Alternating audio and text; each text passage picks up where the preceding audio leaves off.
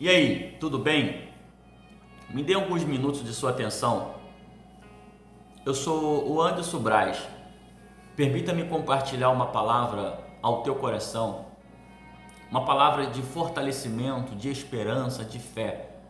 Quem sabe, diante dessa série ou essa reflexão repartindo o pão, ao qual constantemente eu tenho feito em outros vídeos, você precisa comer desse pão, você precisa beber dessa água.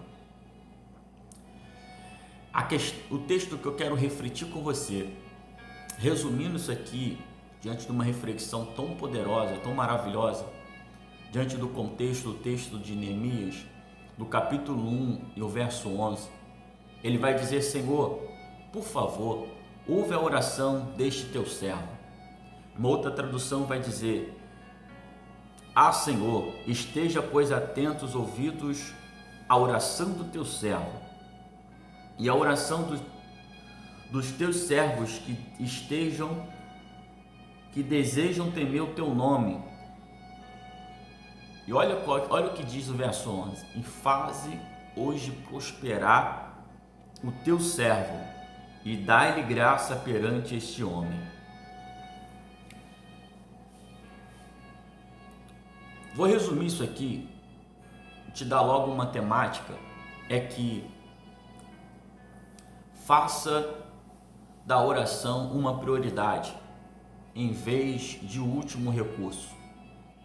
Faça da sua oração uma prioridade, em vez de o último recurso. Normalmente, a grande maioria tem feito a oração apenas o último recurso.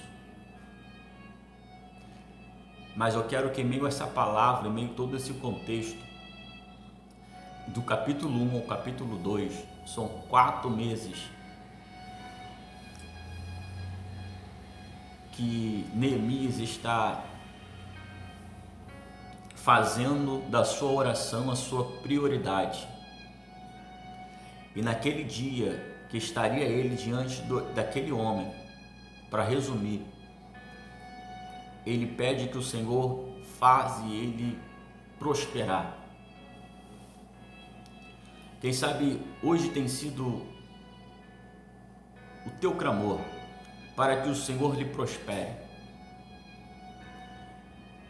Em meio ao contexto dessa reflexão, há uma ilustração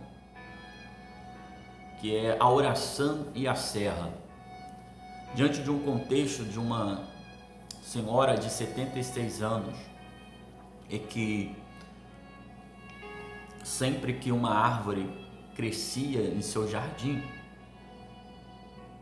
e devido ao crescimento dessa árvore, as suas raízes começavam a causar algum dano no muro ou alguma parte no seu quintal, ela passava a serra. Só que devido à idade dessa mulher, isso fez com que muito se preocupasse. E ela enviando uma mensagem, um e-mail, informando o que ela havia feito. Mas a questão é que ela disse: eu sempre oro antes de fazer uma tarefa dessas. Para resumir, ela tinha a sua oração como prioridade, em vez de apenas o último recurso.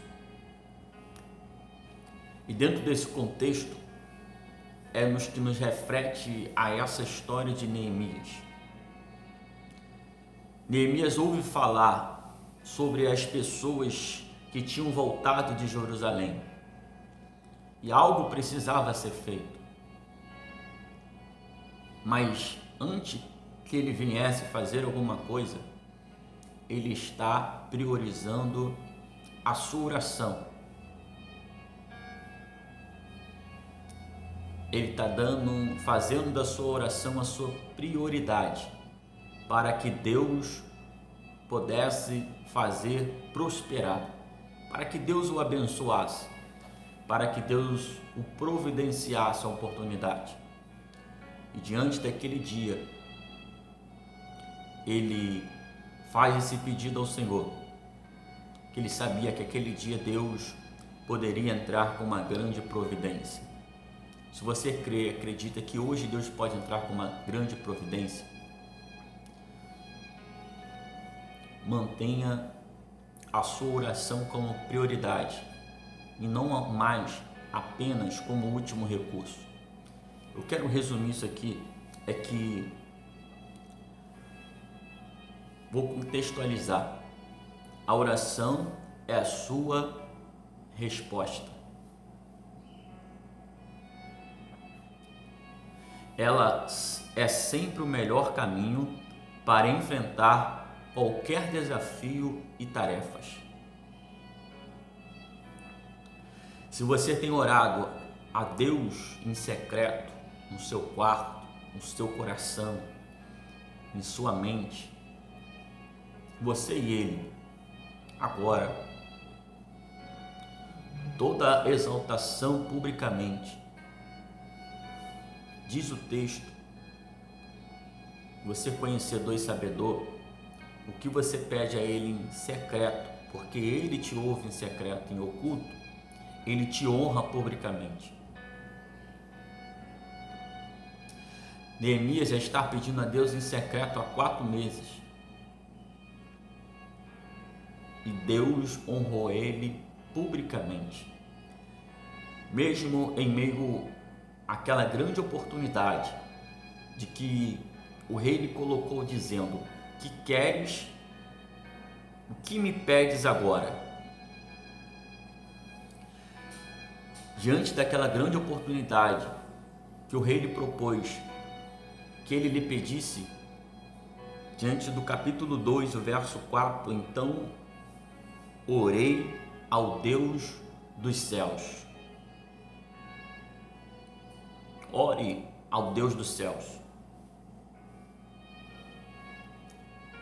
que diante das oportunidades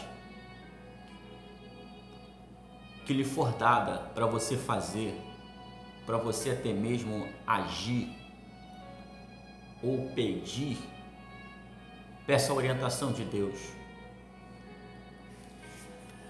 Eu queria complementar essa reflexão de que a sua oração tem que ser uma prioridade em vez de último recurso. É que a reflexão de ontem, coisas lindas e terríveis. Por quê? Essa temática, diante de uma frase, né, o autor dessa frase é o Frederic, que ele descreve a graça de Deus como uma voz suave que diz: eis o mundo, coisas lindas e terríveis vão acontecer, mas não tenha medo, eu estou com você.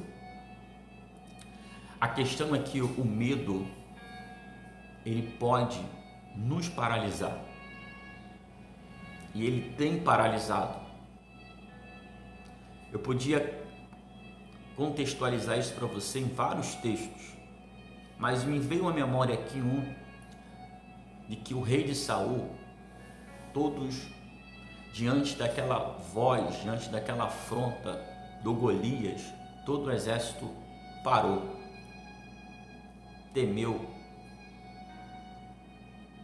Mas enfim, por quê? Por causa do medo. Mas eu tenho a certeza que, como eu e como você, conhecemos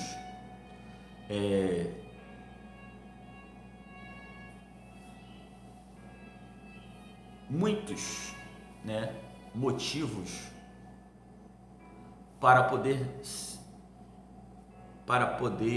motivos para se sentirmos ou termos esse medo, possivelmente. Como assim? Algo que te feriu no passado, possivelmente, e você tem medo que pode te ferir novamente, de tal modo que às vezes você nem consegue sair do lugar. Faz com que nós nem conseguimos sair do lugar por causa do medo. E é justamente isso. Você não se sente tão inteligente e nem tão forte e nem corajoso para aguentar possivelmente sofrer, né, alguma coisa novamente por devido ao passado já ter isso vivenciado ou acontecido na sua vida. Estou tentando especificar isso aqui. Só que a questão dessa reflexão aqui foi do Salmo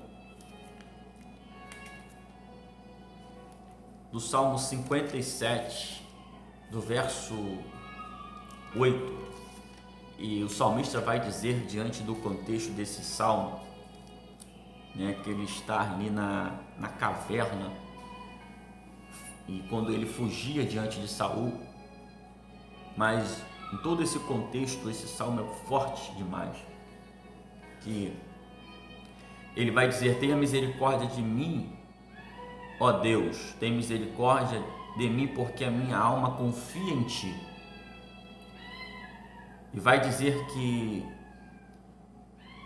ele dos céus enviará o seu auxílio e me salvará do desprezo daquele que procura devorar-me. Mas olha o contexto: à sombra das suas asas me abrigo, até que passem as calamidades. Verso 1 aqui.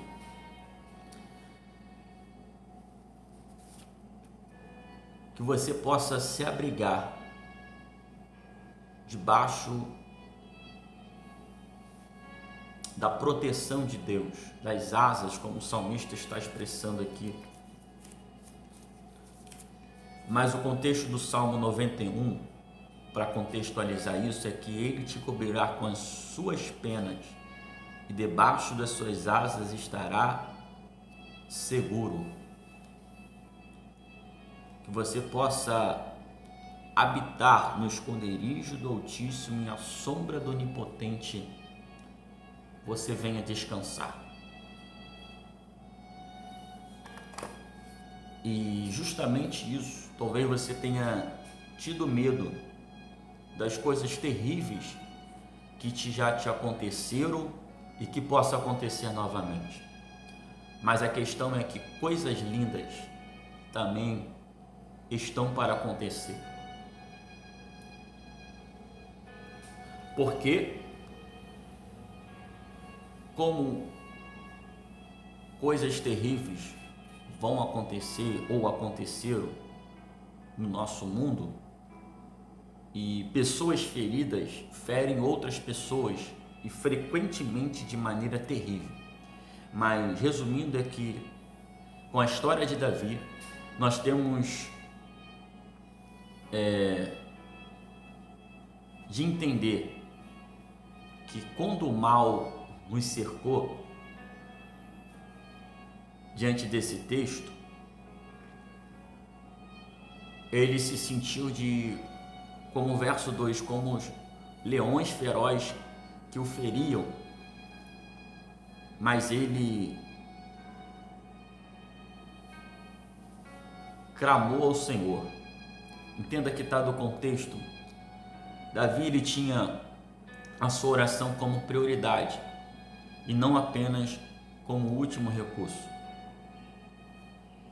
E porque Deus está conosco, Deus está com você, coisas lindas também podem acontecer ou vão acontecer.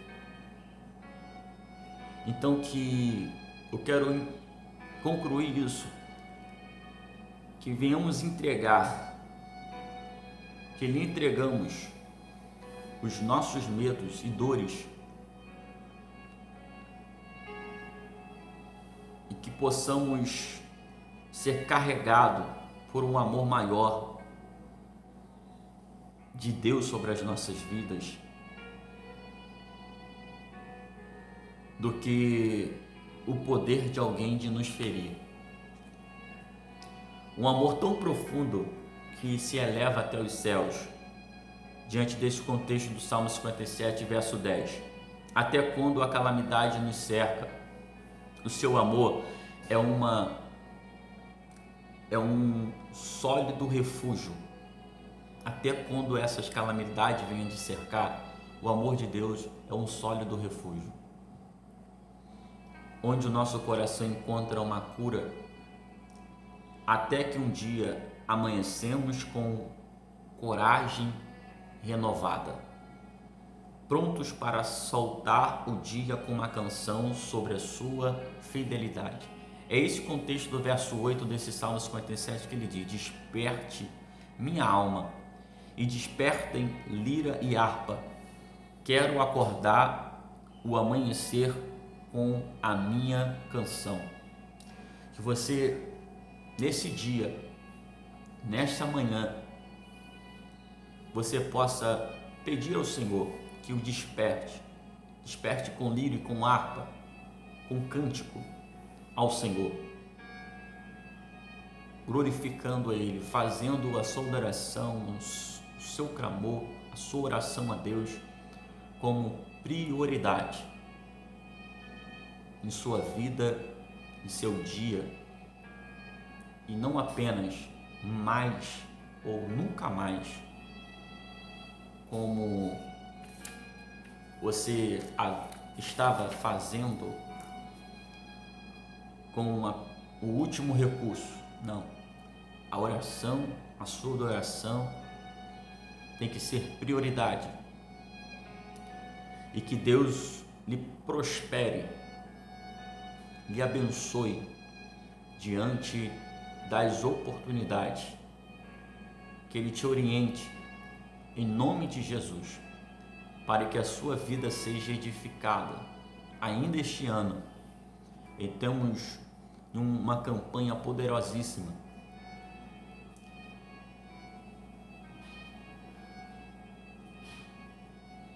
forte demais, não vou nem anunciar aqui, mas que Deus lhe abençoe, tá? Eu profetizo sobre a sua vida, você que está ouvindo essa palavra, você que ouviu essa palavra e essa palavra falou fortemente ao teu coração, dê o seu like, faça o seu comentário. O que eu quero despertar no teu coração é que você tenha uma vida de oração como prioridade e não mais como último recurso na sua vida, tá bom? E que Deus, diante deste dia ou este ano, Deus ele vem abençoar poderosamente a sua vida. Amém? Graça e paz, que Deus abençoe em nome de Jesus.